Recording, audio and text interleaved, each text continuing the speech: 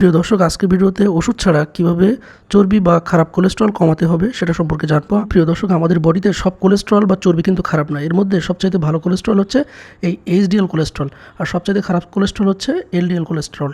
তো আজকের ভিডিওতে জানবো যে এই এইচডিএল কোলেস্ট্রলকে কীভাবে স্বাভাবিক রাখা যায় এবং এলডিএল কোলেস্ট্রলকে কীভাবে কমানো যায়। আমি ডাক্তার মোহাম্মদ আব্দুর রউফ বরাবর মতো আপনাদের সাথে আছি।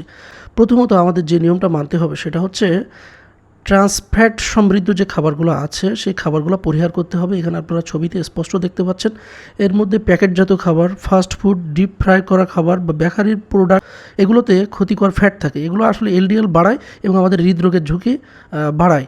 2 নম্বর যে খাবারটা আমাদের গুরুত্ব দিতে হবে সেটা হচ্ছে আটযুক্ত খাবার বেশি করে খেতে হবে। আপেল খেতে পারেন, পেয়ারা খেতে পারেন, শাকসবজি রাখতে পারেন, খাদ্য তালিকায় ডাল খেতে পারেন, ওটস রাখতে পারেন। এই খাদ্যগুলো যদি আপনি গ্রহণ করেন নিয়মিত, তাহলে আপনার শরীর থেকে অতিরিক্ত কোলেস্ট্রল বার করতে সাহায্য করবে। প্রিয় দর্শক, 3 নম্বর যে বিষয় সেটা হচ্ছে নিয়মিত ব্যায়াম করতে হবে। আমরা বলছি সপ্তাহে অন্তত আপনি 5 দিন যদি 30 মিনিট করে হাঁটতে পারেন এবং শরীর থেকে ঘাম ঝরাতে পারেন, তাহলে আপনার খারাপ কোলেস্ট্রল এলডিএলের পরিমাণ কমে যাবে।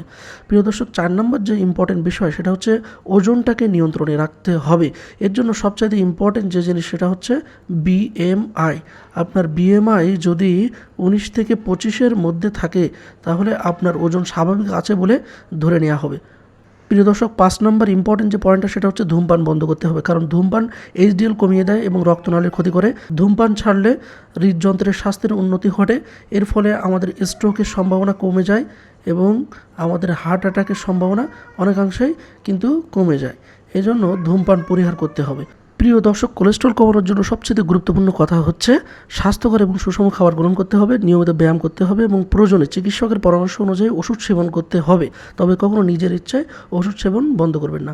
প্রিয় দর্শক, আমাদের এই ভিডিওগুলো যদি আপনাদের ভালো লেগে থাকে, অবশ্যই আমাদের পেজটাকে ফলো করবেন এবং আমাদের সাথে থাকার চেষ্টা করবেন। ভালো থাকবেন সবাই, সুস্থ থাকবেন। আসসালামু আলাইকুম রহমতুল্লাহ।